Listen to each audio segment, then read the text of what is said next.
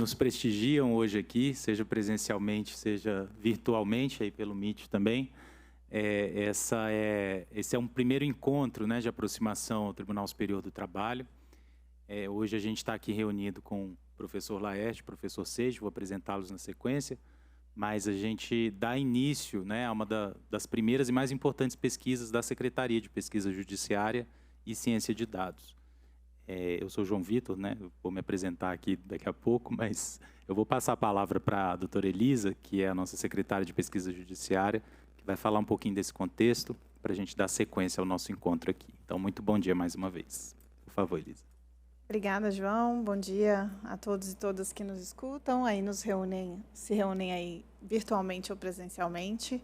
Agradecemos muito a atenção de vocês nessa palestra introdutória da nossa pesquisa.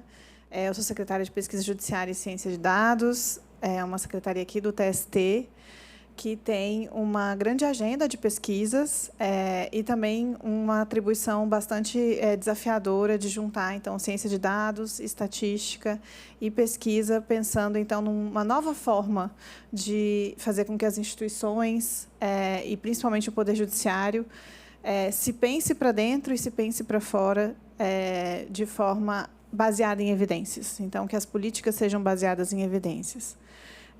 Na agenda de pesquisa que a gente traz aqui hoje, o que está em debate aqui é a gente pensar a justiça do trabalho para dentro, né? E como que a gente pode basear uma política judiciária com informações, com dados e se escutando como servidores e magistrados trabalham. Então, sem mais delongas, eu vou passar para o João, que vai contextualizar. Então, essa é uma agenda de pesquisa que foi encomendada, vamos dizer assim, mas que foi priorizada pela presidência do TST, e não só está ouvindo o Tribunal Superior do Trabalho, mas a Justiça do Trabalho como um todo. Então, ela é prioritária e é uma das primeiras pesquisas que a gente entende, então, que também a gente vai conseguir entregar em breve. João, se puder contextualizar melhor. Claro. Bom, então, só para contextualizar vocês, né, essa é uma prioridade da presidência, da atual presidência, do ministro Lélio, esse processo de compreensão, de fato, trazer luz, trazer evidência, né, as questões de saúde mental que afligem servidores, magistrados, para o funcionamento do corpo funcional da Justiça do Trabalho, né? Essa é uma questão prioritária da atual gestão, e não por outra razão também é a primeira pesquisa, né, construída no âmbito da cooperação que a gente tem com a Organização de Estados Ibero-Americanos, a OEI, que viabilizou, né, a contratação das equipes, a organização, a partir, claro, do nosso recorte metodológico feito aqui pela Secretaria, mas também em diálogo com a Agência de Cooperação e com os pesquisadores. Então, essa pesquisa basicamente tem como título, né, saúde mental, subjetividade e a perspectiva, o futuro da Justiça do Trabalho. A gente tenta olhar para essa grande dimensão do trabalhar, né, e da construção da subjetividade no trabalho, na Justiça do Trabalho. E isso é feito a partir de 3 principais recortes, ou 3 principais frentes de investigação que vão constituir essa pesquisa, de maneira geral. Uma que diz respeito à psicodinâmica do trabalho, a outra que diz respeito à ergonomia da atividade, e uma terceira que é a análise epidemiológica, né, dos dados mais objetivos de saúde, do adoecimento, do absenteísmo, do presenteísmo no trabalho, né, no desenvolvimento das atividades, sejam de servidores, sejam de magistrados. Essas 3 frentes se articulam, né, a partir de uma perspectiva, não vou dizer holística, né, mas integrada entre as 3 frentes, que estão sob a coordenação do professor Laerte, e a intenção principal é chamar, né, evidenciar, trazer luz a esses aspectos que nos informam sobre o adoecer, mas também o nível de satisfação, de prazer, de sofrimento no trabalhar, no desenvolver das diversas atividades desempenhadas tanto por servidores quanto magistrados na Justiça do Trabalho. A gente já, na pesquisa, né, já vem desenvolvendo atividades de campo em outros tribunais regionais. Já foi feita atividade de campo no Tribunal Regional da 15ª Região, em Campinas, e na 6ª Região, né, em Recife. Agora, então, a pesquisa inicia a sua fase aqui no Tribunal Superior do Trabalho, com o intuito de entender as complexidades, né, que podem ser idiosincráticas, né? Podem ser típicas do Tribunal Superior do Trabalho, uma Corte Superior que a gente sabe também que atende a uma demanda muito intensa de trabalho, né? No que diz respeito à produtividade, às metas, às métricas de desempenho judicial, que acabam sendo parte da realidade de todos os que aqui trabalham.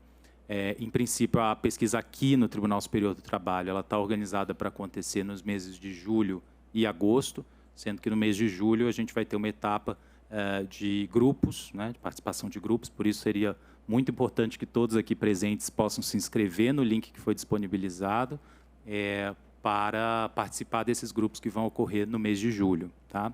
Vão ocorrer sempre às sextas-feiras. Esses encontros são encontros à tarde, durante uma tarde, e a intenção desses encontros é poder produzir essas evidências a partir de uma escuta qualificada dos servidores. Em princípio, a gente não está trabalhando com os ministros, né? A pesquisa tem foco especial nos servidores, porque, de fato, o interesse aqui no tribunal é compreender essa dimensão do trabalhar e do desenvolvimento da subjetividade e das condições de saúde, sobretudo de saúde mental, dos servidores aqui do Tribunal Superior do Trabalho. Bom, dito isso, né, não vou me delongar mais, mas a intenção ao final da pesquisa, e toda a pesquisa ela passa por etapas de validação, então tudo que, para além, claro, né, da observância aos protocolos éticos, né, a preservação da identidade daquelas pessoas que relataram as suas experiências com o trabalho e que auxiliaram a produção dos relatórios, a pesquisa passa muito além disso por um processo de validação em etapas, né, ou seja, a cada vez que um relatório é produzido a partir dessa escuta qualificada, os envolvidos precisam se sentir representados, né, naquele relatório. E, por isso, esse relatório é também validado, né, junto aos pares, aos colegas da profissão, com a intenção de que essa evidência seja o mais confiável, né, quanto possível. Dito isso, então, eu queria apresentar os nossos palestrantes que estão aqui hoje. Eu não me apresentei, meu nome é João Vitor, estou na Divisão de Pesquisa Judiciária, na Secretaria de Pesquisa Judiciária e Ciência de Dados, com a colega Elisa.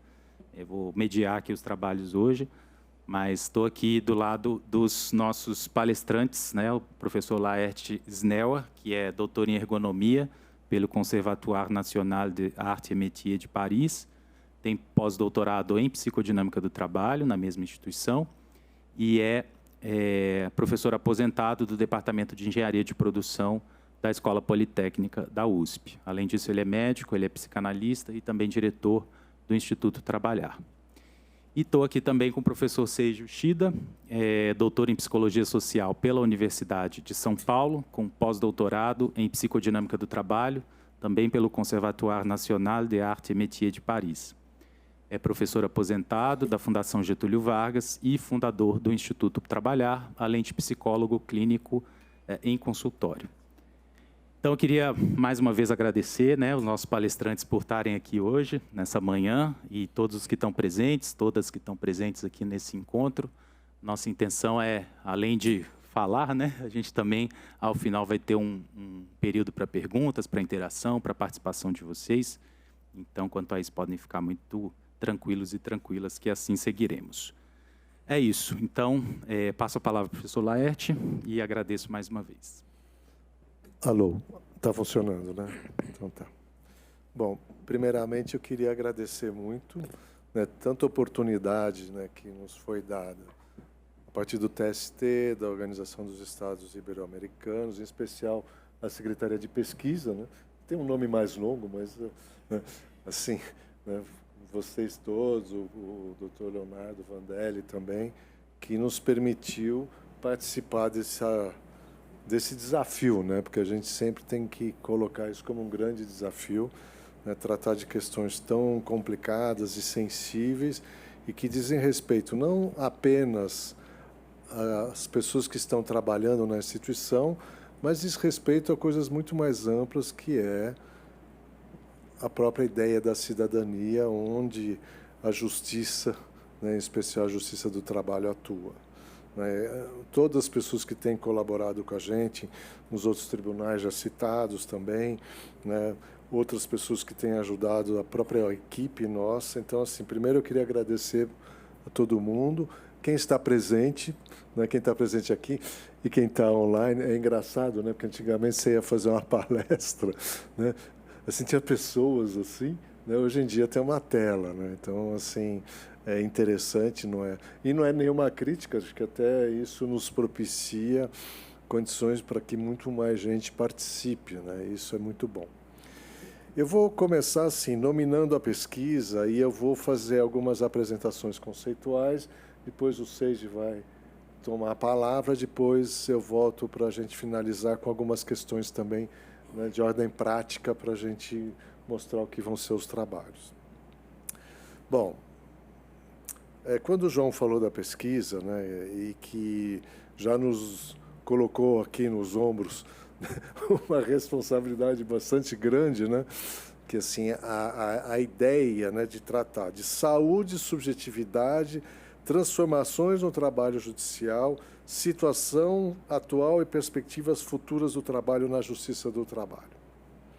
Cada palavrinha dessas, né, por exemplo, saúde, a relação saúde e doença, a subjetividade, a questão da existência dos sujeitos e dos coletivos, o trabalho e o trabalhar, a ideia de transformação, né?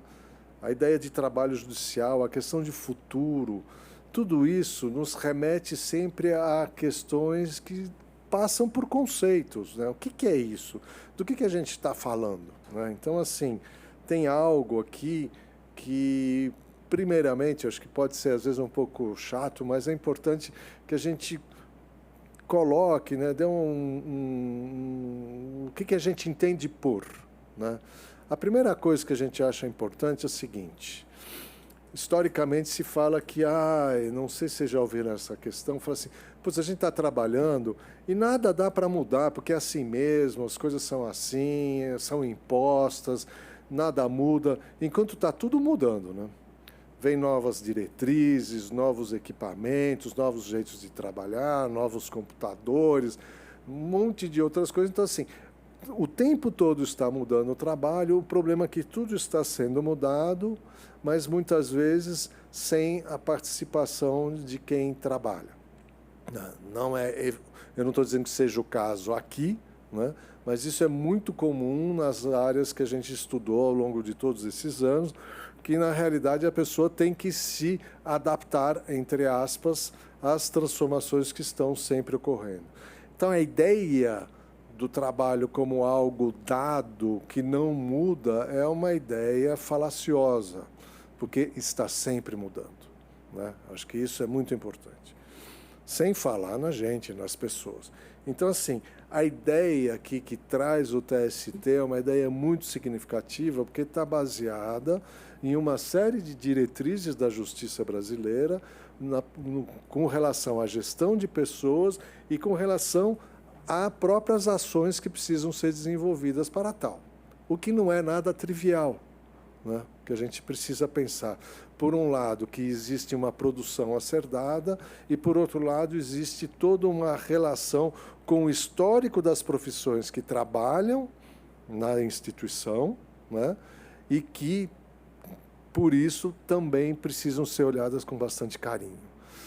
Nós vamos discutir um pouco, mas tem um ponto fundamental, no nosso ponto de vista, que o trabalho, quando é salutar, é baseado numa palavrinha que se chama cooperação, né? A gente não acredita que o trabalho pode ser considerado algo do indivíduo consigo mesmo e com o indivíduo para si mesmo. É evidente que o esforço é meu, é com o meu corpo, eu uso a minha inteligência, tudo, evidentemente, tem um sujeito que está trabalhando. Mas eu sempre trabalho com o outro e para o outro, mesmo que eu não tenha isso na proximidade ou muito claramente.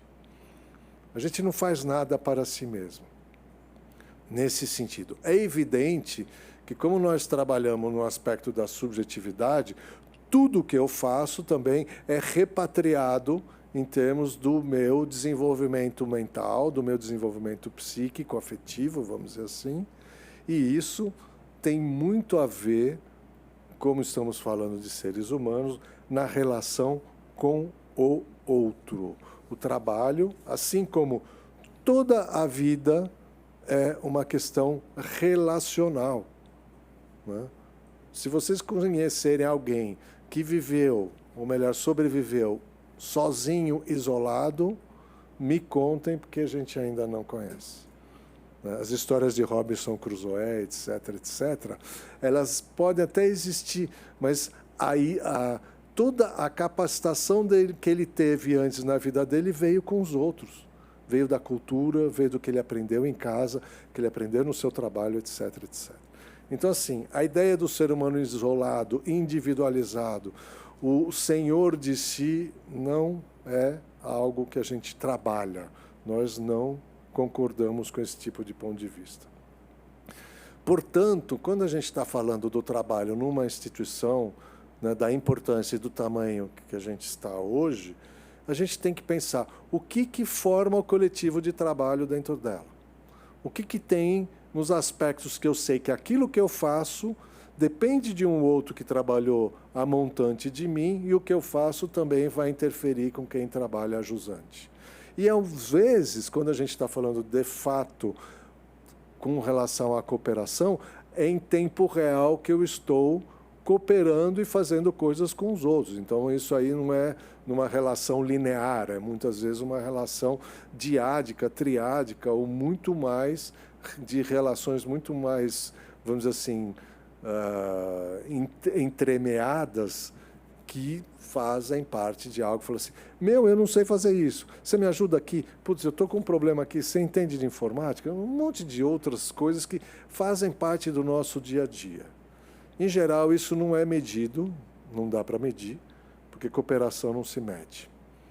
Cooperação depende de um trabalho conjunto, depende de um fazer junto, de um estar junto, e que é importante que essas questões façam parte da ideia da instituição, da organização do trabalho numa instituição. O que tem por trás de tudo isso? Tem as profissões, né? Profissões no sentido amplo do termo. Todas as pessoas que trabalham têm uma profissão. Às vezes elas são um pouco depreciadas socialmente, o que é muito grave. Mas essa depreciação é histórica com relação ao trabalho, infelizmente. Qualquer atividade profissional, ela é parte de uma profissão. Se a gente conseguisse, de fato, valorizar o que são as profissões e reforçar essa ideia, eu acho que muita coisa ia mudar no mundo e na nossa sociedade. Bom, é importante o seguinte, tem um ponto-chave na nossa maneira de pensar que tem a ver tanto com a psicodinâmica do trabalho como a ergonomia centrada na atividade, é o conceito que, assim, ele é norteador.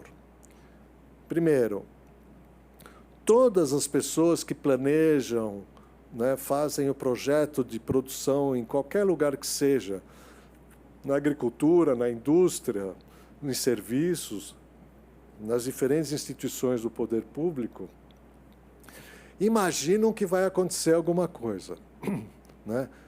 Na realidade, o trabalho dessas pessoas é prever aquilo que vai acontecer. É o que a gente chama, no nosso ponto de vista, essas pessoas acabam produzindo o prescrito. Quer dizer, o que é o prescrito? É aquilo que o outro vai fazer. Porque uma vez que eu sou, por exemplo, posso ser, na minha profissão, engenheiro, administrador, gestor, alguém que está pensando o modelo, né? Por que não o próprio trabalhador, né? Mas isso aqui, historicamente, foi separado, né? O trabalhador não projeta o que ele faz, pelo menos formalmente. Informalmente, a gente sabe que é outra história.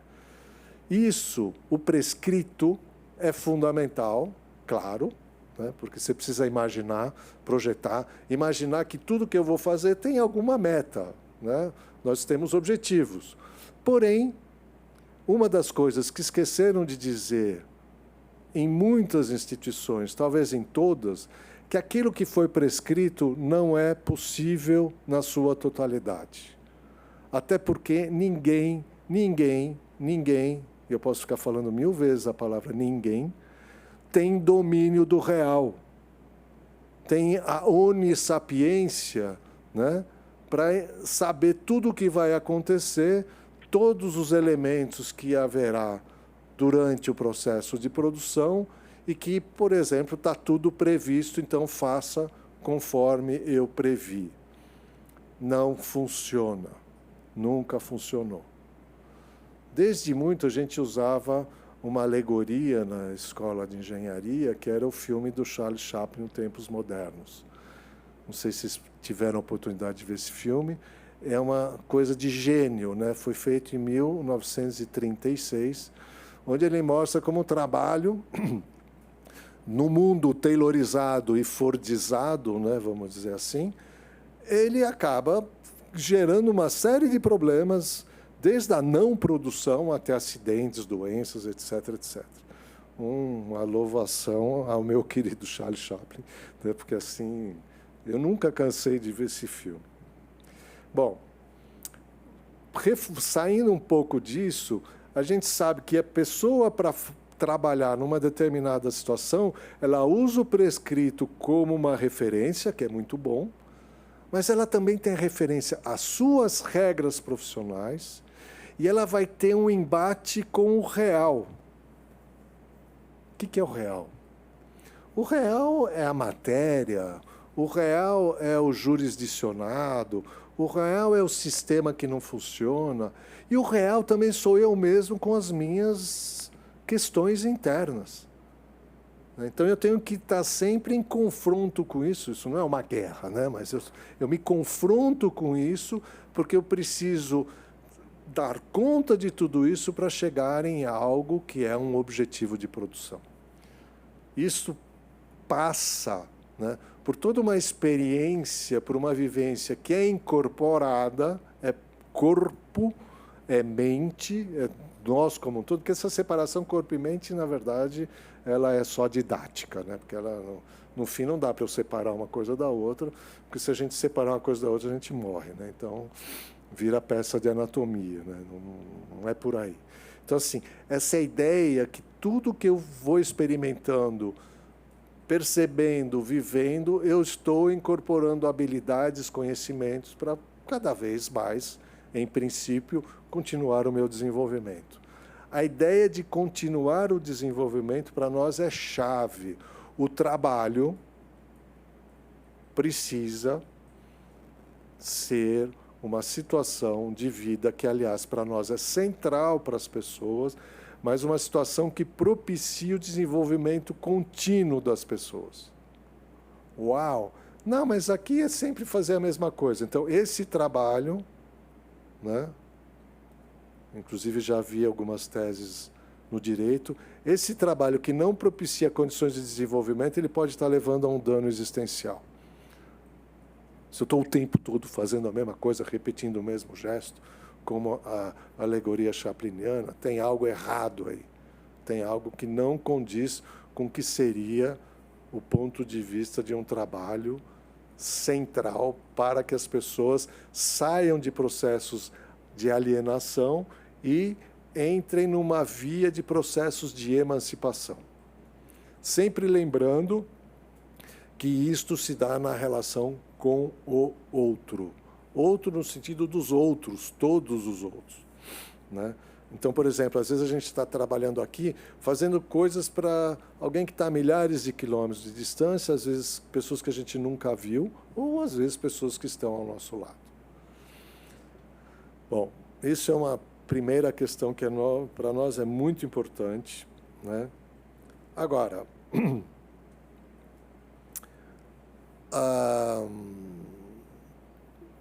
depois eu vou voltar em alguns temas desses, mas eu acho que vale a pena a gente falar um pouco sobre saúde e doença, né? Acho que uma das grandes dificuldades que existe por aí, né, é definir saúde, né?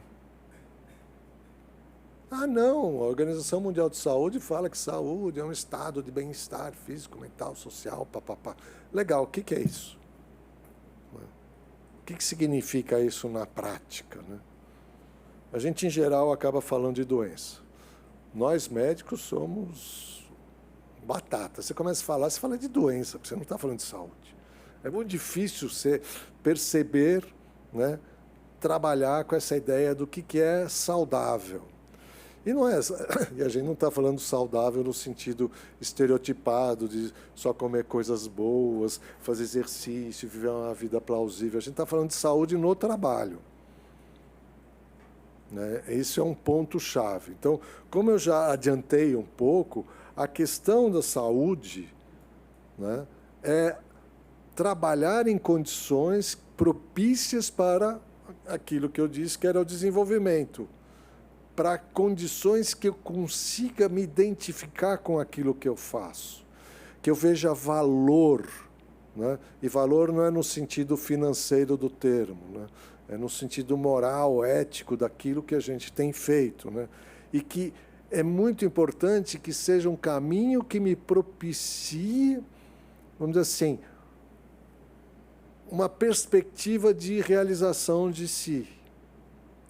Que eu sinta que aquilo que eu faço me permite, né, reforçar aquilo que eu tenho de identificação comigo mesmo. Quer dizer, a noção daquilo que eu tenho mais central, que assim, o que sou eu.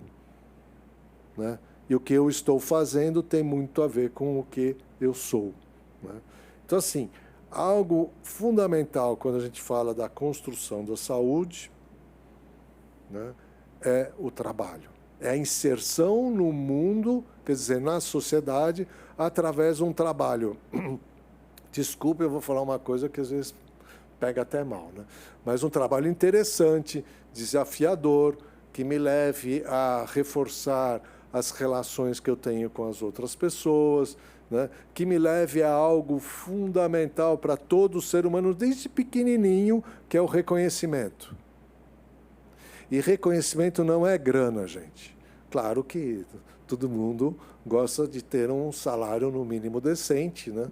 Mas reconhecimento não é grana. Reconhecimento é eu ter condições de repatriar para a minha subjetividade, sabendo que aquilo que eu fiz é bem feito, quer dizer, é belo e é útil.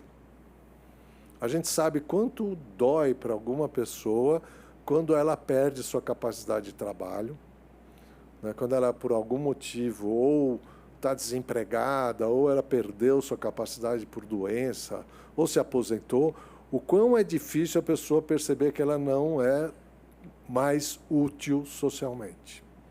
Então, isso é um ponto muito chave. Aliás, né, tem uma discussão interessante que a gente fala assim, para preparar uma boa aposentadoria, você precisa preparar uma atividade para depois se aposentar, porque senão vai ficar aquela coisa, de repente, agora estou no berço esplêndido, né? Isso é uma grande mentira, né? A gente sempre quer continuar existindo, fazendo alguma coisa. Então, assim, por outro lado, né, a gente tem que dizer assim, não estamos falando das doenças, mas como o João colocou muito bem aqui, é importante saber se há doenças. Né? É importante que a gente tenha uma vigilância epidemiológica para saber o que está acontecendo. Né? E a gente conhece os dados que circulam no mundo, muitas vezes tem uma dificuldade imensa para saber o que está acontecendo. Quais são os problemas principais que tem na Justiça do Trabalho? Tem o aumento do CID por doenças e distúrbios psíquicos. Mas tem osteomuscular, tem o quê? Mas onde que está? Como é que faz? Isso é muito complicado. Mas é importante ter claro que, apesar da importância de ter esses dados, isso não é saúde. E saúde e doença não são contrapontos, porque eu posso, inclusive, ter algum tipo de patologia. Olha o que eu vou falar, complicado, hein? Assim, eu posso ter alguma patologia, mas eu continuo a viver, trabalhar, estou muito bem, me sinto bem, compensado com medicamentos, com outros tipos de terapia, mas estou bem. Né? Então, assim, não quer dizer que quando eu estou com algum tipo de patologia, eu perdi completamente minha saúde. A saúde também é esse potencial de vida, essa possibilidade de agir no mundo. E isso precisa ser cuidado com todo o carinho. Bom, por isso, infelizmente, a gente se defronta muito mais, em muitas situações, com uma situação de trabalho patogênica. O que é isso? Né? que é uma situação de trabalho patogênica? Bom, eu vou dar alguns exemplos assim bastante recorrentes, mas na história da psicopatologia e psicodinâmica do trabalho, com autores como Christophe Dejour e outros, uma das coisas que ficava muito evidente que, assim, puxa vida, essa situação aqui é horrível e as pessoas falam que está tudo bem, né? Esquisito, né? As pessoas falam, não, está numa boa, não tem problema. Gente que falava assim, do tipo, isso é um clássico, né, na nossa área. Alguém fala assim, alguém está trabalhando com risco iminente, fala que não tem risco. Aí você fala, não, essa pessoa é ignorante, não sabe o que fala. Não, de jeito algum. A questão para nós, a partir de todo um conhecimento que vem da antropologia psicanalítica, e o que é isso? Isso é uma defesa. A pessoa que está assim, no meio de uma situação bem horrorosa, eu não vou usar o termo assim, porque pode, né? Mas uma situação bem horrível, e você fala que está tudo bem, tem algo estranho. Tem algo muito esquisito. Até porque, quando eu estou confrontado com uma situação que eu não consigo mudar, que eu não consigo agir com prudência para fazer algo que ajude a melhorar, seja lá qual for, seja desde uma situação de grave e iminente risco na construção civil ou para atingir metas em qualquer tipo de trabalho que seja, o que é mais comum é o surgimento desse tipo de defesa que fala assim, mas isso é individual? Sim, mas se torna coletivo também. Até porque, muitas vezes, você vai em certas situações de produção, você fala, todo mundo fala a mesma coisa. Inclusive age, às vezes, de modo a confrontar com certo tipo de perigo, né?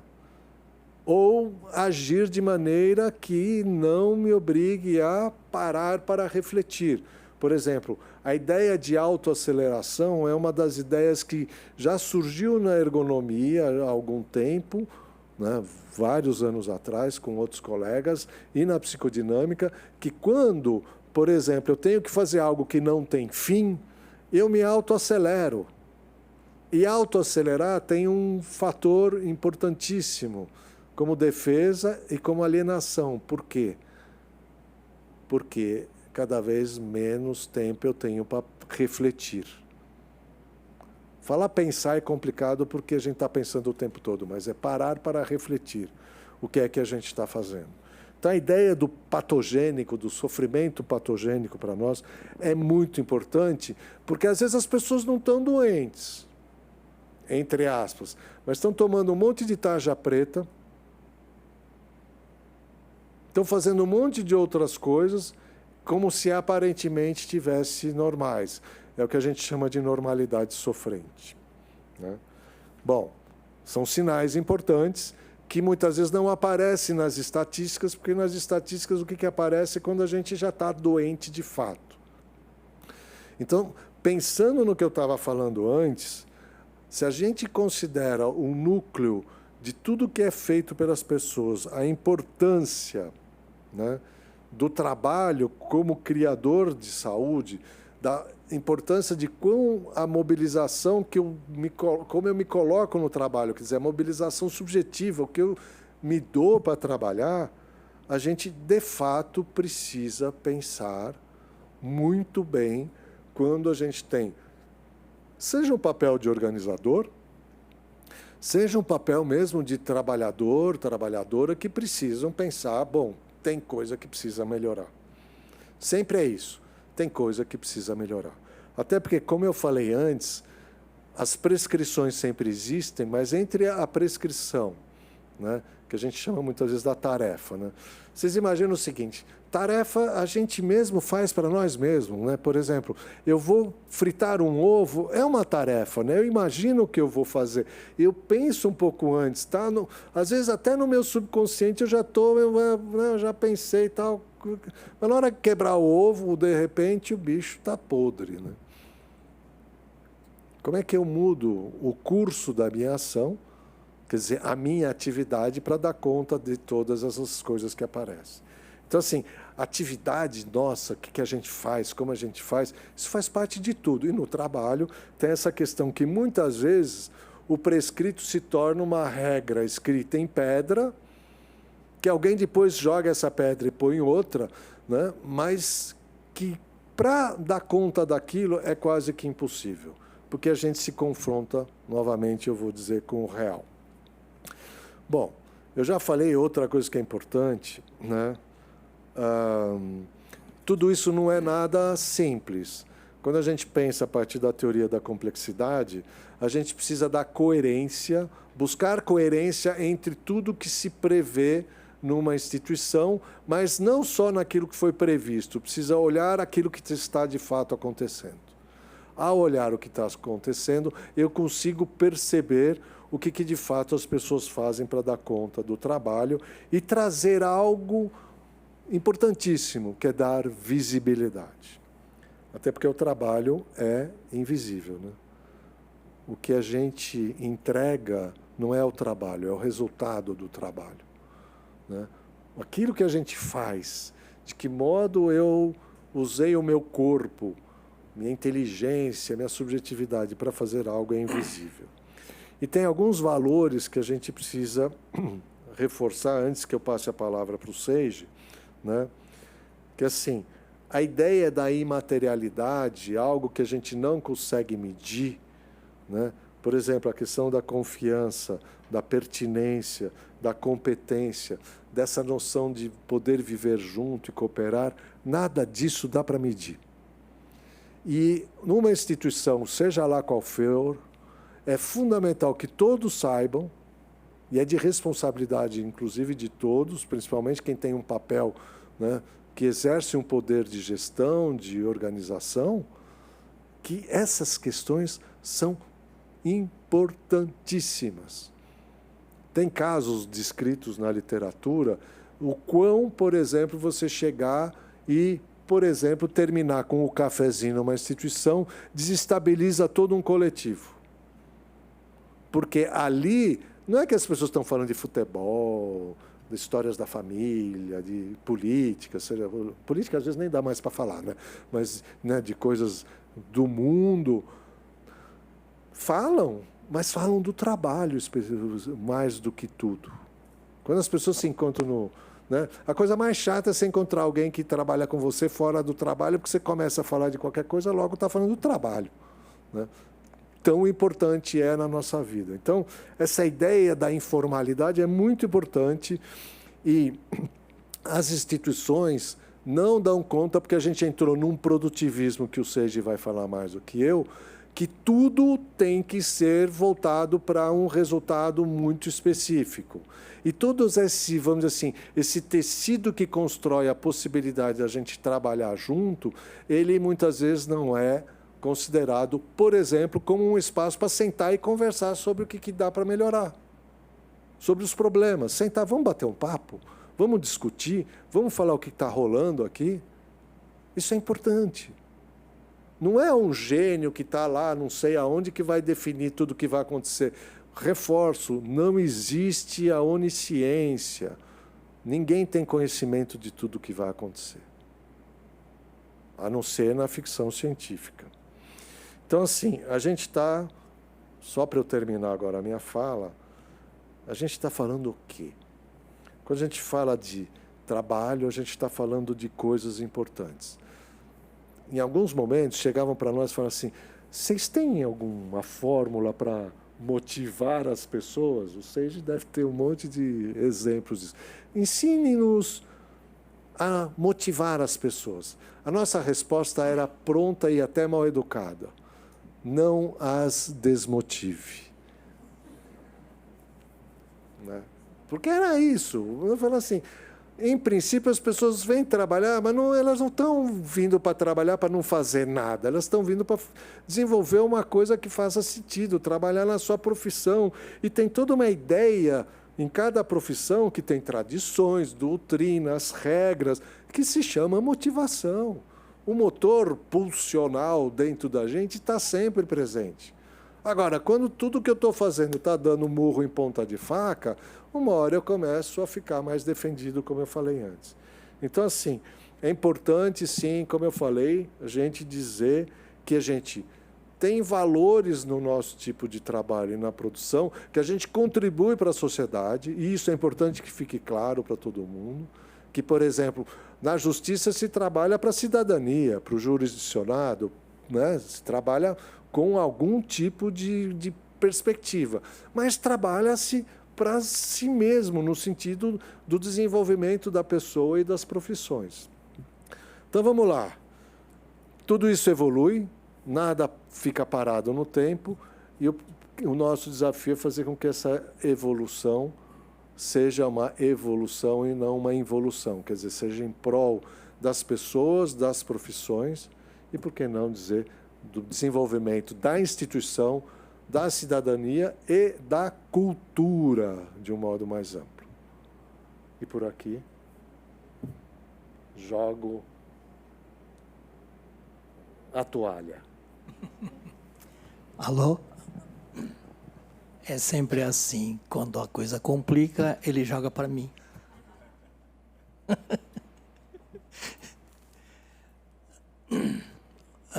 Eu vou partir da ideia de que toda e qualquer instituição, organização do trabalho, empresa, etc., etc., está imerso dentro de uma determinada sociedade. Essa sociedade tem uma história, essa sociedade tem características próprias particulares, porque vive um determinado momento, vive determinadas situações, desafios e assim por diante. Margaret Thatcher, ela tem uma frase famosa. Ela afirma que não existe sociedade. O que existe são indivíduos. Foi chocante. Por quê? Porque ia contra toda a ideia que nós temos do viver junto. E como assim não existe sociedade, só existe indivíduo? Só que ela, ao afirmar que só existem indivíduos, ela trouxe o norte do que veio a ser a sociedade atual. A sociedade de indivíduos. Ou seja, nos tempos que eu dei aula na Fundação Getúlio Vargas, o João já disse que eu estou aposentado, eu estudei muito nos vários períodos históricos, né? E houve, né, uma grande mudança mesmo a partir da crise da década de 70, né, e que atravessou a década de 80. Os mais jovens provavelmente não devem saber, mas vivemos tempos de uma crise violenta, uma inflação, né, cavalar, né? Era um tempo em que o Brasil viveu assim um sofrimento coletivo enorme. E por quê? Porque foi um momento de transição de uma lógica de trabalho, uma lógica, né, de sociedade para uma outra lógica. E a gente chama isso de mudança na produção e mudança na forma de acumulação do capital. Antes, o capital era produtivo, como disse o Laerte, era um tempo fordista, taylorista, só que a mudança foi para os especialistas chamam de acumulação flexível, ou seja, houve uma financiarização do mundo. E o capital financeiro, ao passar a ser hegemônico, é um capital, né, extremamente exigente, quer resultados para anteontem, e isso impôs a todas as organizações uma nova lógica de produção. Essa lógica de produção é tudo para anteontem. E mais, por que que isso aconteceu? Porque com a superprodução começou a haver um problema seríssimo de escoamento dos produtos. E para que não houvesse mais esse tipo de problema, eles começaram a produzir, né, visando o consumidor. E é interessante fazendo pesquisa de qual era o desejo desse consumidor, para atender ao desejo. Só que, ao mesmo tempo, a lógica toda foi de fazer com que esse desejo quisesse desejar sempre novidade. E para que isso ocorresse, foi criada toda uma lógica que se chama obsolescência programada. Então, você percebe, no meu tempo, uma geladeira durava 60, 70 anos. Hoje, uma geladeira que dure 10 anos está ótimo, né? E mais interessante que quando acaba o período de seguro, pifa. Não sei se vocês percebem. Agora, vide celular. Quanto tempo dura um celular? Está programada a obsolescência do celular. Está programada a obsolescência do computador, e etc, etc. E mais, as novas tecnologias, no sentido geral, trouxe um impacto de tudo acelerar.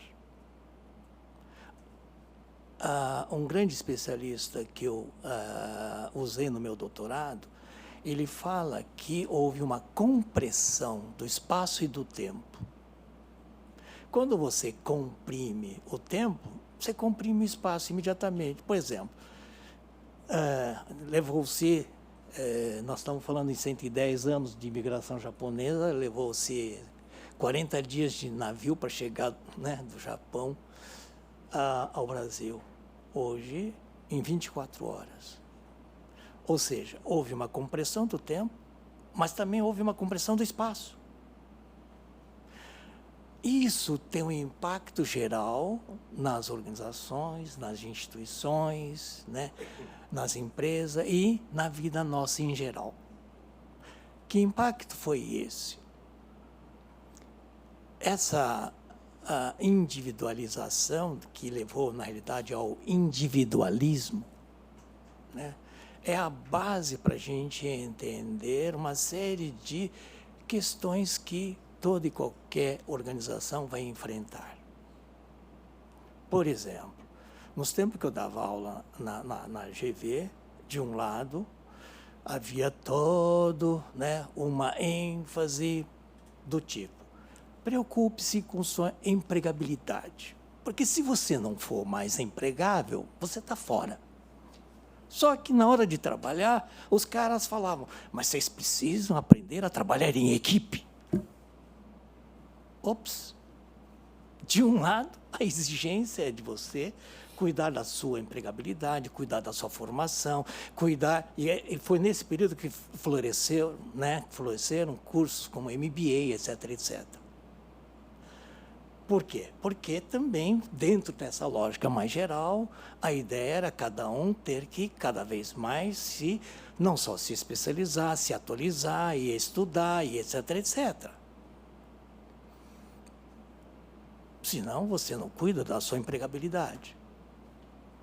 Ao mesmo tempo, no dia a dia do trabalho, como disse o Laerte, uma série de trabalhos exige o outro, exige cooperação, exige, né, que se faça um trabalho em equipe e assim por diante. Essa contradição vem atravessando, né, todas as organizações.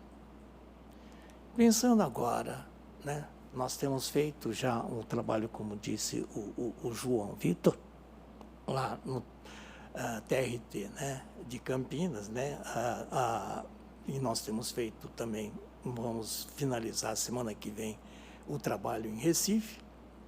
E agora nós vamos, espero eu, com bastante participação de vocês, um trabalho aqui, né, com vocês em Brasília.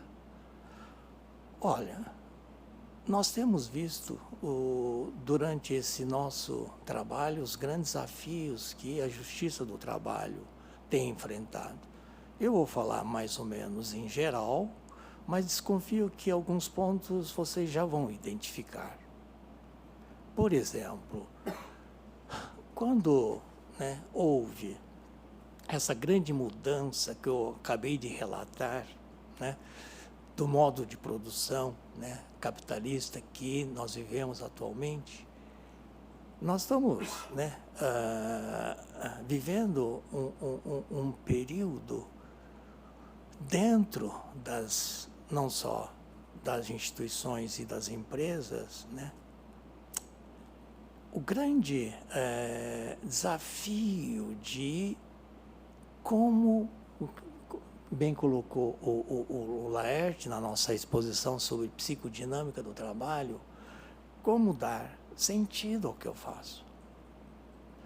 Porque um dos grandes desafios que a gente tem enfrentado, e isso a gente viu também eu, né, gosto do que eu faço. Muitos, né, dos servidores e dos magistrados que a gente conversou, veem um grande sentido. Mas, ao mesmo tempo, como foi dito, enfrenta contradições, né, profundas. E essas contradições machucam, fazem sofrer. Por exemplo, nas nossas pesquisas, isso em geral, não só com o que a gente foi levantando lá nas outras regiões, quando há uma mudança em que a avaliação passa a ser por produtividade e quantidade, e com prazos, o que necessariamente aos poucos você vai abrindo mão da qualidade, por exemplo. Ora, muitos querem desenvolver um trabalho com qualidade. É como o Laerte diz, como é que eu motivo as pessoas? A gente fala, não desmotive, porque as pessoas têm motivação de fazer algo legal, algo belo, algo com qualidade, algo que faça sentido. Mas a avaliação quantitativa faz o quê? A avaliação quantitativa vai frontalmente a esse desejo de querer trabalhar com qualidade, por exemplo. Usar métricas quantitativas é uma coisa que atravessa a sociedade como um todo, não só aqui a instituição de vocês. Orientando, né, do Laerte, que virou doutor, eu fui da banca dele, ele foi mostrando, por exemplo, lá na USP, como essa métrica da produtividade, número de artigos, número disso, número daquilo, etc., etc., começou a comprometer a qualidade do trabalho do docente. Então, por aí vocês podem ver, né, quais são os grandes desafios que todos nós enfrentamos, e vocês, aqui na Justiça do Trabalho, também.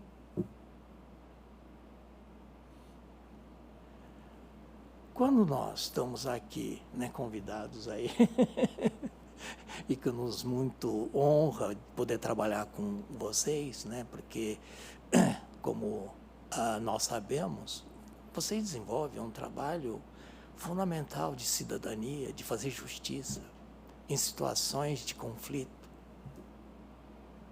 Quando você tem pessoas com interesses antagônicos numa audiência, e vocês, como magistrados, e vocês, servidores que vão ter que trabalhar para, né, tem a fase pré, tem a fase audiência, tem a fase pós. Tudo isso aprendi com vocês, viu? E aí, tanto servidores como o magistrado estão envolvidos, né, nesse trabalho, né, que é fazer justiça. Imagine se não há condições para que esse trabalho tão digno, né, não possa ocorrer. Quando o Laerte fala, é fundamental cada organização, cada instituição pensar em que condições deve-se trabalhar as pessoas que estão no interior daquela, né, daquela instituição. Nós queremos com vocês refletir sobre isso. Uma coisa que foi muito interessante nos dois trabalhos anteriores é que isso é para todos vocês que estão nos ouvindo também, não só os que estão aqui presentes. Eu estava comentando com o João, né? Vocês estão cansados de toda hora fazerem pesquisa aqui, responde questionário dali, não sei o quê, tarará, e pode ser que muitos de vocês possam achar que mais uma pesquisa, como assim? E muitos vieram para os nossos grupos com essa, né, percepção, achando que seria mais uma pesquisa lá. E se surpreenderam, porque a nossa ação, antes de mais nada, é abrir um espaço para as pessoas poderem falar do seu trabalho, para as pessoas poderem falarem dos seus desafios, poderem falar, inclusive, dos sofrimentos que são gerados por uma série de situações.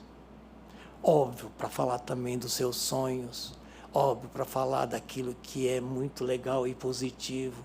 É um espaço que a gente chama de espaço de livre circulação da palavra. É isso que nós oferecemos como método. A nossa ação é, antes de mais nada, oferecer um espaço de fala livre, né? Porque nós, do nosso lado, temos toda uma formação para respeitosamente ouvi-los e escutá-los. Estamos aqui para escutar. Estamos aqui para entender com vocês. Estamos aqui para, juntos, né, construir, né, algo novo. Algo que vocês mesmos possam dizer, nossa, não é sempre a mesma coisa. Dá para pensar algo diferente. Isso é interessante porque os nossos grupos que a gente tem realizado, no começo é difícil, né? No começo, os primeiros encontros, mas depois que os participantes vão entendendo e se abrindo e se sentindo de fato, né, à vontade, porque nós garantimos desde sempre sigilo e confidencialidade. Quando o Laerte falou acho que foi o João, da validação do trabalho, porque nós fazemos questão de, depois do processo realizado, a gente faz um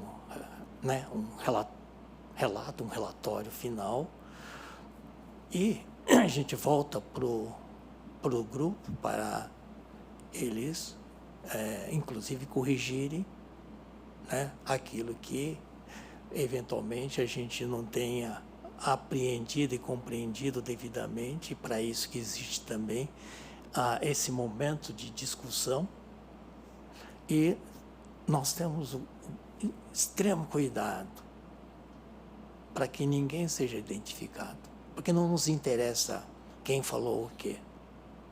O que nos interessa é fazer com que um certo coletivo traga todas as questões que aquele trabalho envolve. E quando as outras regiões já tiveram essa experiência, e o João aqui também, que fica lá exigindo da gente esses relatórios, ele percebe que a gente realmente tem muito cuidado para que, né, ninguém seja identificado. Repito, porque o que nos interessa é a produção coletiva, a produção de vocês conosco e a gente com vocês. Então, eu estou aqui esclarecendo, né, como é a nossa ação. O Laerte trouxe uma série de conceitos importantes para que vocês entendam O que é que, nesse espaço que a gente oferece, ou seja, a ação que a gente desenvolve, possa emergir os vários temas que o Laerte aqui desenvolveu e que sejam falados, discutidos, debatidos. E devolvo a palavra ao Laerte, já que eu fiquei com essa parte mais complicada, né, de explicar qual é a nossa ação. Espero que tenha ficado claro. E mais, só para finalizar minha fala, nós lutamos contra a Margaret Thatcher, para dizer que ela não tem razão.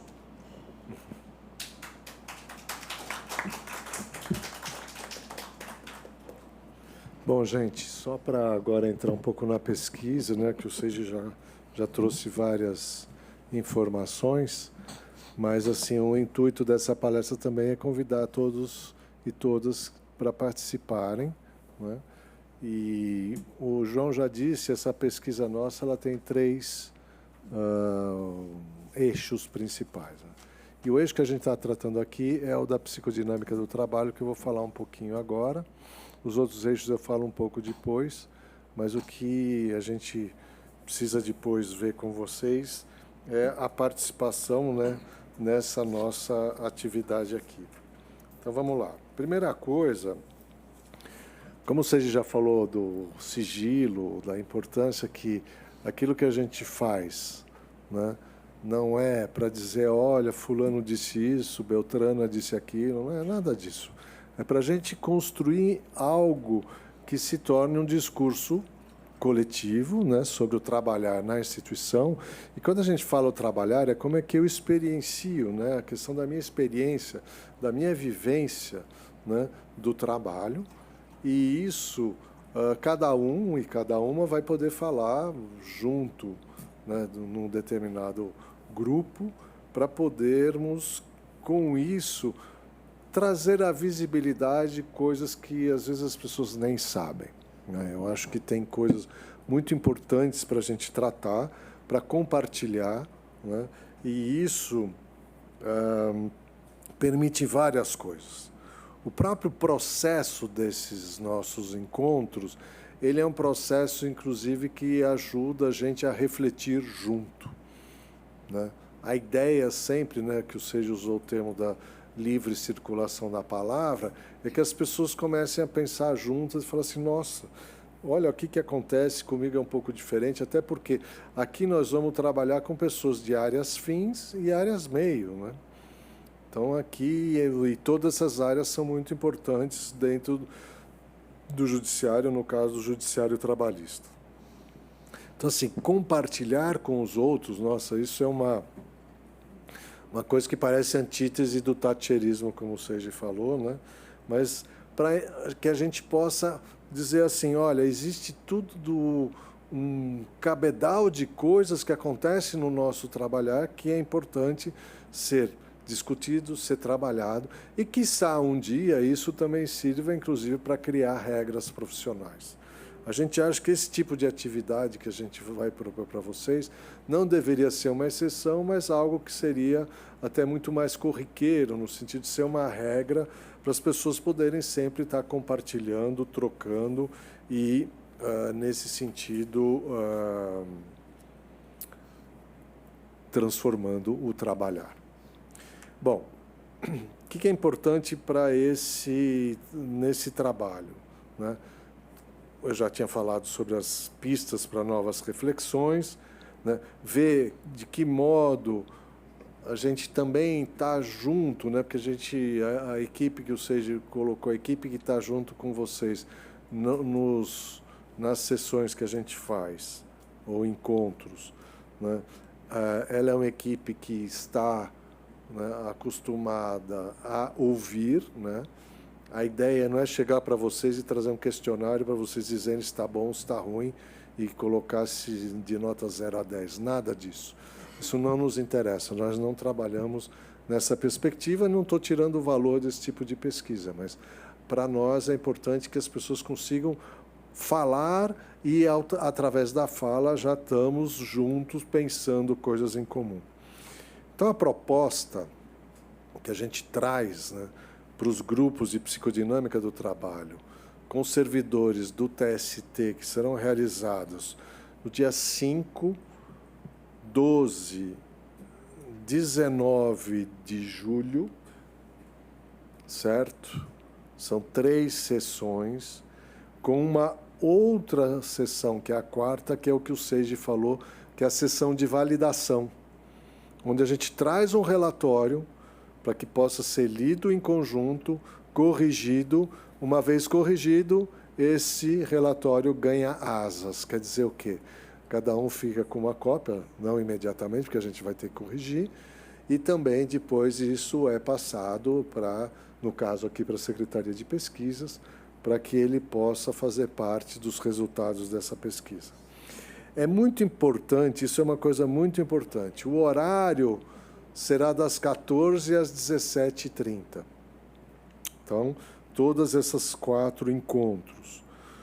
E a gente pede o seguinte, isso quem vier, né, é importante que venha, de preferência em todos, porque não é um dia, depois o outro dia, é uma coisa que vai ser já, é uma construção coletiva, você vai participar de um coletivo que provavelmente nunca participou, não só pela perspectiva que a gente traz, das questões que a gente traz, mas também com as pessoas. Às vezes as pessoas nem se conhecem direito e vão se conhecer lá.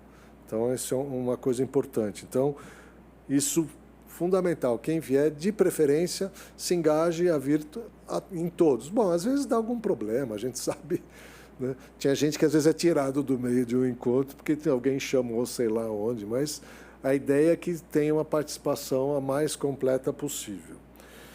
Os encontros vão ser presenciais aqui no TST, no Bloco A, segundo andar, salas 3 e 6. Aí vai ter aí algum trabalho com essas salas, mas isso é muito importante.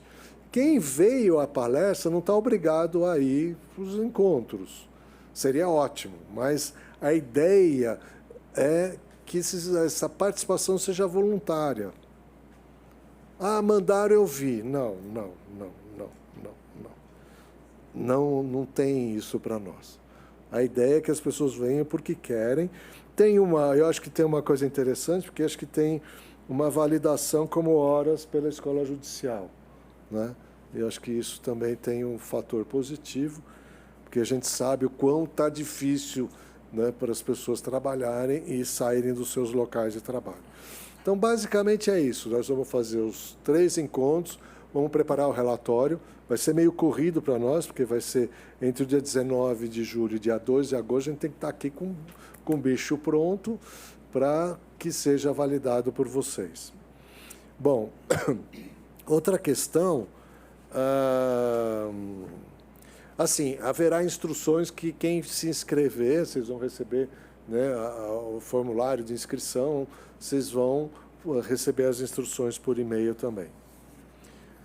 As outras áreas, né, principalmente a da ergonomia centrada na atividade, nós vamos criar também atividades que são bastante participativas, que a gente vai criar 4, na verdade são 2, né, 2 grupos focais que vão se repetir 2 vezes, e isso vai ser 2 e 9, né, 2 e 9 de agosto, o que já, né, criou um problema aqui com a validação, mas a gente dá um jeito aqui, né, a gente dá um jeito para ver como que a gente vai trabalhar, mas a gente tem aí condições de fazer. E a diferença, né, da ergonomia é que, em vez de a gente trabalhar sobre essa coisa da experiência com relação à subjetividade, está muito mais naquela história. O que você faz?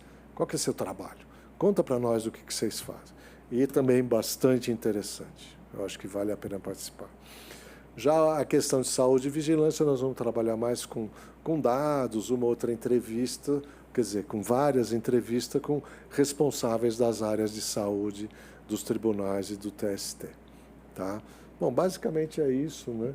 E aí a gente está à disposição aí para o que vocês quiserem como continuidade.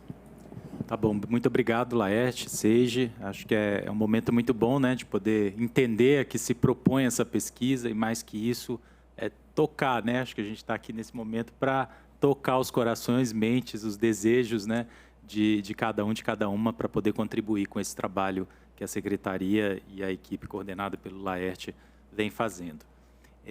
Antes de abrir a palavra, eu queria muito reforçar a todos que estão online, que ainda não se inscreveu.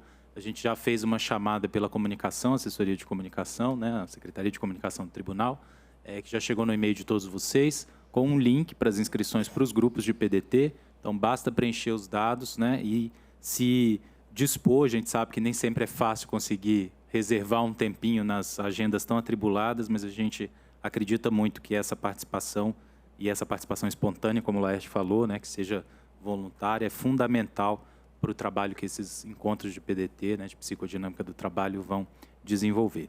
É uma tarde, né, sempre uma tarde de sexta-feira, mas a gente acredita que vão ser tardes muito construtivas para o que a pesquisa se propõe. Bom, dito isso, eu abro a palavra, né? Queria saber se os presentes e as presentes têm alguma pergunta.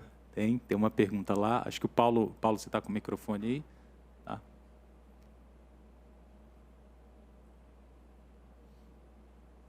E aí, na sequência, a gente abre também para o pessoal que está no virtual. Aqui.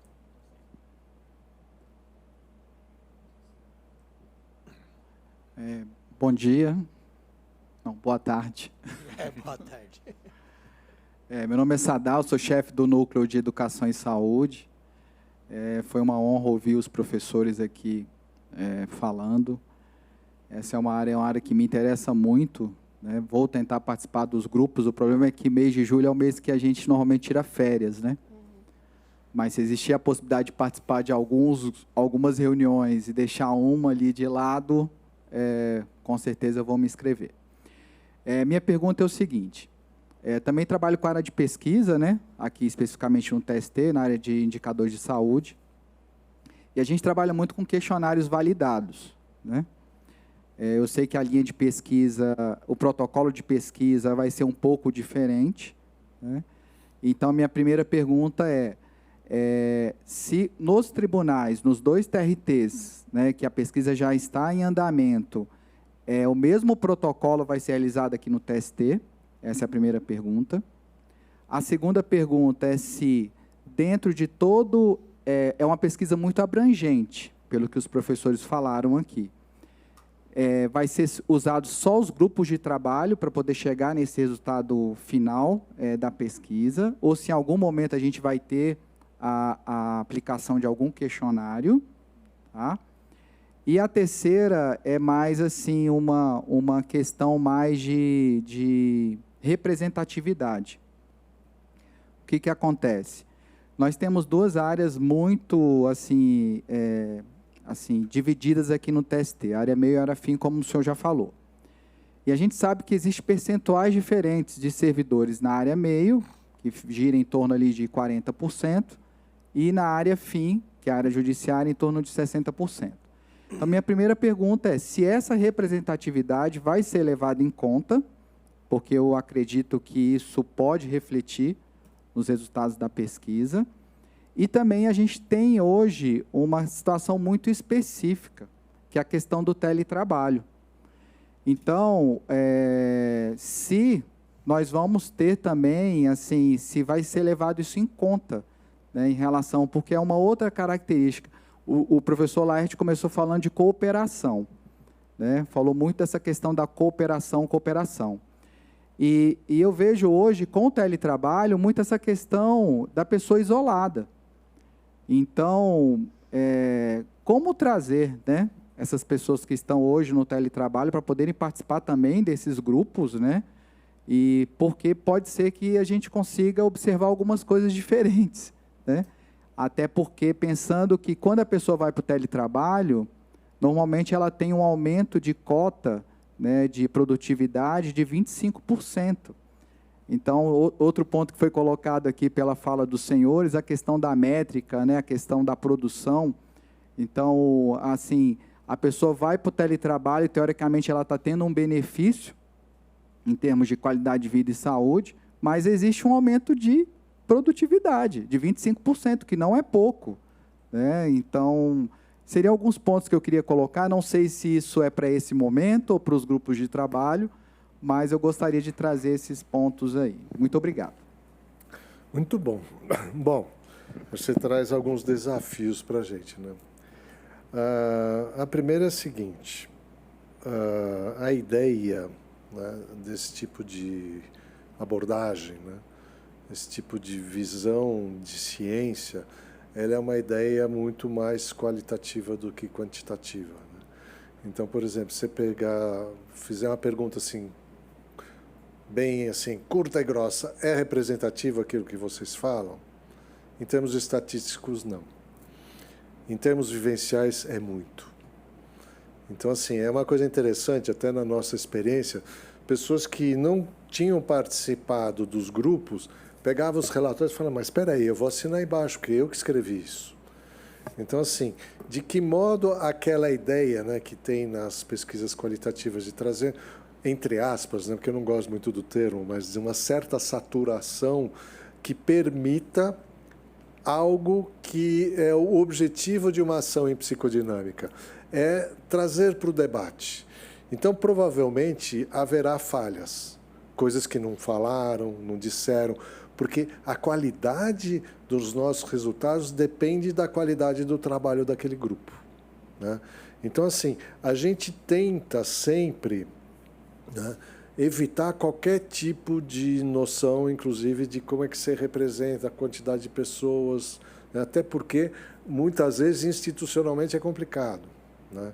Por exemplo, quando você fala do teletrabalho, isso apareceu muito como debate nos outros tribunais, né?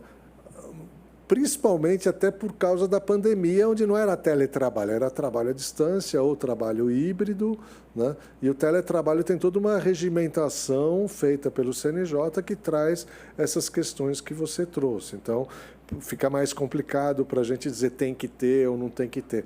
Mas tem coisas do tipo assim, quais são, por exemplo, as, entre aspas, né, vantagens e desvantagens de trabalhar em casa e na instituição, ou um pouco em casa e um pouco na instituição, porque esse é um debate também do trabalho híbrido, né?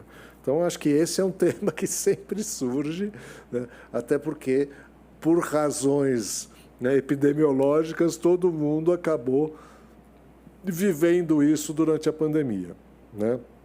Agora, a questão de como aumentar a abrangência, quando você colocou como um questionário. A gente não sabe fazer questionário. Eu não sei, né? Então, por exemplo... Nem eu. Né? Então, o que a gente faz? E acho que ninguém da nossa equipe trabalha com isso, porque é como você colocou muito bem, questionário é uma coisa que precisa ser validada, porque é muito difícil fazer um questionário. A diferença é que o questionário ele é um método já indutivo, né? Eu tenho as perguntas e preciso das respostas que vocês me deem a partir daquilo que eu pensei anteriormente. O nosso método ele é indutivo. Eu não chego e peço alguma coisa, né? Quando você falou de um protocolo, a gente muitas vezes chega num grupo e fala, gente, legal, tudo bem? Oi, beleza? Nós estamos aqui para vocês falarem sobre a experiência do seu trabalho. Este é o protocolo. Divirtam-se, né? Então, assim, contem para nós. Então, assim, aparece de tudo, né? Então, assim, eu concordo, assim, inclusive como visão epistemológica, que quando você faz um tipo de protocolo, tipo questionário, ou alguma coisa muito... Até mesmo a entrevista que seja fechada, que tem que ter aqueles temas... Não é o que a gente faz. A gente trabalha ou com um grupo extremamente aberto, que é o grupo de psicodinâmica do trabalho, ou, no caso da ergonomia, a gente trabalha com um grupo focal. A gente, por exemplo, coloca os temas, o teletrabalho, a cooperação, algumas coisas que a gente achou já significativas e coloca como debate. Mas as pessoas falam o que vem às suas mentes. Então, a tua pergunta é muito, muito boa, porque ela nos posiciona, né? Então, assim, para que serve isso? Depois que aconteceu uma pesquisa que nem a nossa, Qual é a consequência? Então, vamos lá.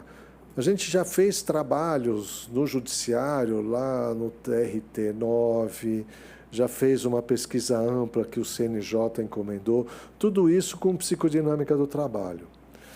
Ah, mas isso redondou em alguma coisa? Alguém soube disso? Provavelmente muita gente não soube, outros souberam, mas isso, inclusive, influenciou resoluções do CNJ com relação à gestão de pessoas.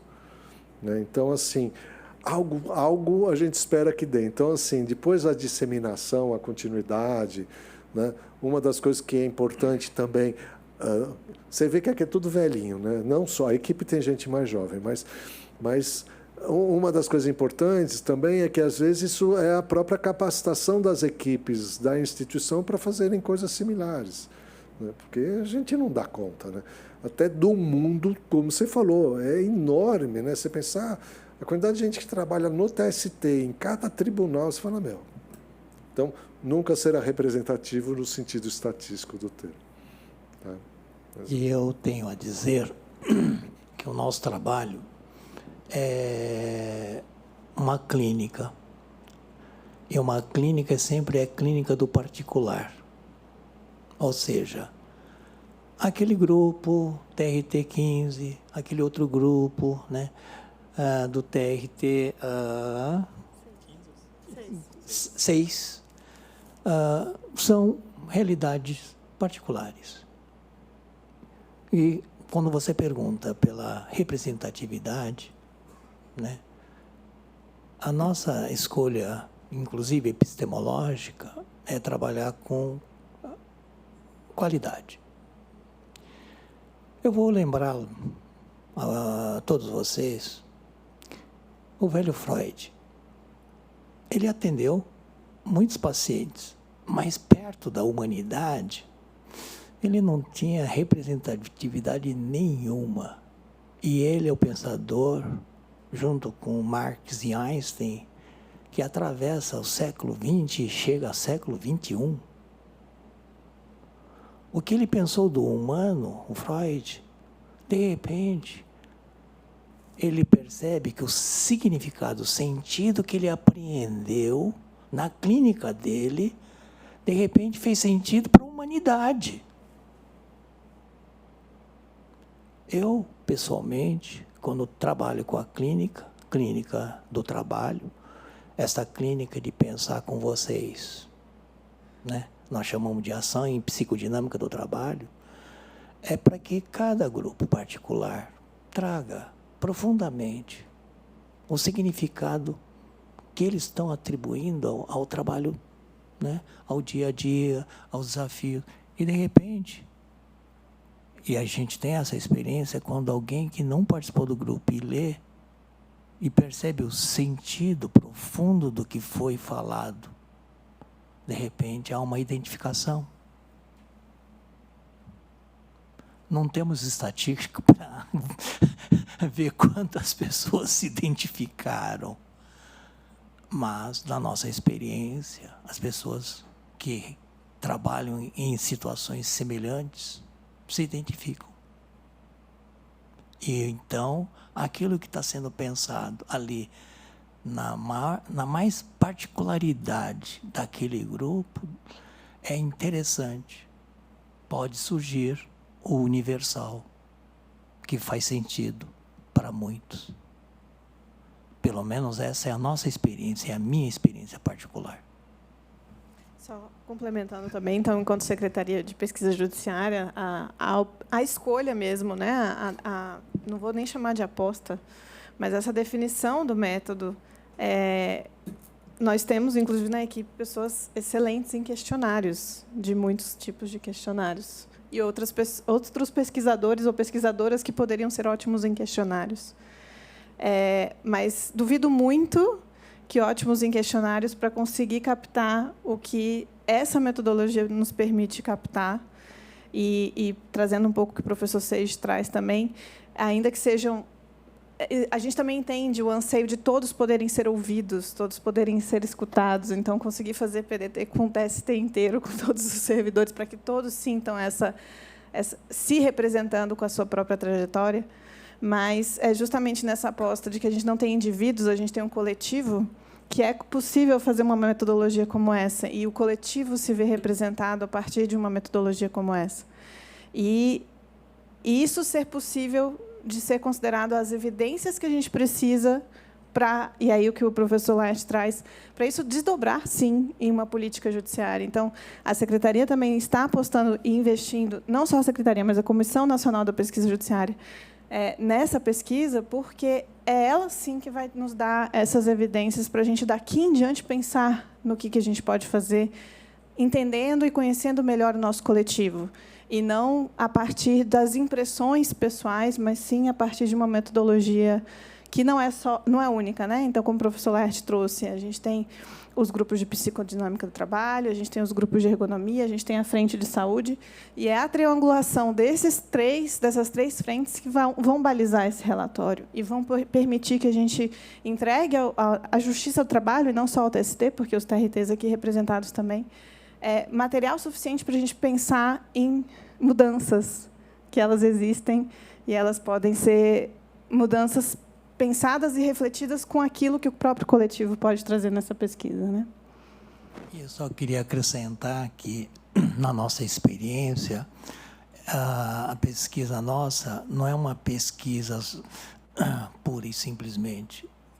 A nossa pesquisa é uma pesquisa-ação, ou seja, na ação, a produção de conhecimento, de saber. E é esse saber que é legal, é incrível e acaba fazendo com que outras pessoas sejam mobilizadas por esse saber produzido.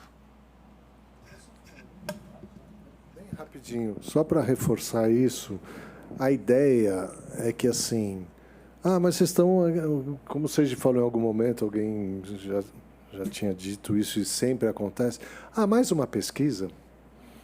Na realidade, é bem assim, a gente pode até depois... Para que serve pesquisa, né? Claro que para o desenvolvimento de conhecimento e, muitas vezes, como o Seiji mostrou, o produtivismo dentro da universidade para produzir papers, né? Então, assim, a ideia nossa não é necessariamente publicar, a ideia é que seja publicado para dentro, no sentido institucional, que as pessoas percebam que é possível falar sobre as suas vivências no trabalho e que tenha receptividade. Então, não é à toa, né, que o TST encomendou essa pesquisa. Sabe-se muito bem do que se trata, né? De algo assim que, de fato, mexe com a gente. Quando a gente participa de um grupo, e nós, como participantes pesquisadores, a gente sai dos grupos assim mexidos, porque acontece muita coisa, né? É um momento muito especial. E aí, só complementando também, né? Pensar essa riqueza que uma metodologia como essa oferece. A palavra é muito rica, né? A palavra evidencia, mas oculta muita coisa. Essas lacunas, o que não é dito, tudo isso também faz parte da análise que os pesquisadores vão fazer. Bom, Priscila, a gente tem alguma pergunta no chat? Não? Mais alguém presente gostaria de endereçar alguma pergunta? Então, pode ir lá. Não, eu só queria agradecer, então, aos diversos parceiros que permitem que a gente vá conseguir fazer essas atividades e já está permitindo que a gente faça nos outros TRTs. Então, a Comissão Nacional de Pesquisa Judiciária e Ciência de Dados, coordenada pela ministra Kátia, com certeza agradece muito o empenho da SEDEP nessa mobilização, justamente pensando que esses grupos são, para além de pesquisa, uma produção de conhecimento. Então, o tempo e a qualidade dos servidores não só ser reconhecida, mas, a partir deles, eles com certeza vão trazer muito conhecimento. A SECOM, que também nos está ajudando em toda essa divulgação, tanto aqui internamente quanto para os TRTs, quando for necessário. E a própria presidência, que é quem nos trouxe aí como prioridade esse tema, nos apoiando também para realizar essa pesquisa. Então, ainda que o produtivismo e os prazos tenham encurtado e as coisas estejam um pouco intensas para a equipe, agradecer muito toda a equipe também. É uma equipe muito qualificada, e aí agradecer o parceiro que nos permitiu também fazer a contratação dessa grande equipe, que é a OEI. E a gente tem certeza que os trabalhos vão ser, enfim, fundamentais, e tenho certeza que vão ser um marco aqui para a Justiça do Trabalho, pensar o seu próprio trabalho e a sua forma de fazer o seu trabalho. Então, agradecer também a toda a equipe o empenho, a dedicação diante de algumas enfim, desafios que a pesquisa sempre traz, né? Faço das suas palavras as minhas, né? Eu queria, mais uma vez, agradecer a presença de todos e todas aqui que se mobilizaram. Acho que esse é um momento importante de acolhimento. Tem uma pergunta? Não, na verdade, é porque houve um pedido antes. A gravação está sendo feita, gente. A gente vai tentar disponibilizar no canal do YouTube o trecho referente à palestra, editá-lo, mas a gente vai conversar com a SECOM, tá bom? É que pediram aqui. Tá bom, então ótimo. Então essa palestra vai ser, né, tentar subir para o site lá do TST para que todos no portal do YouTube possam rever e também se inspirar a participar dessa pesquisa, que certamente vai contribuir muito para a Justiça do Trabalho como um todo, para o trabalho de cada um, de cada uma também, desse coletivo nosso aqui hoje presente e o que está ausente também, né? Que a gente espera que isso possa reverberar com a produção de políticas judiciárias também. Só queria reforçar, então, os grupos de PDT. O link foi enviado para o e-mail de vocês, né, com a divulgação. Os grupos acontecem no dia 5 de julho, 12 de julho e 19 de julho, sempre à tarde, de 14 às 17h30. Essa participação é muito importante, dedicar esse espacinho de tempo aí para que possam contribuir. Vão ocorrer nas salas da SEDEP, nas salas 3 e 6, né, lá no segundo andar, aqui do prédio do Bloco A. E, enfim, queria mais uma vez agradecer o professor Seja, o professor Laerte, por essa palestra, essa manhã aqui tão rica e que a gente espera envolver cada vez mais nossa organização com esse sentido do trabalho, né? Então, muito, muito obrigado mesmo. Um bom dia a todos.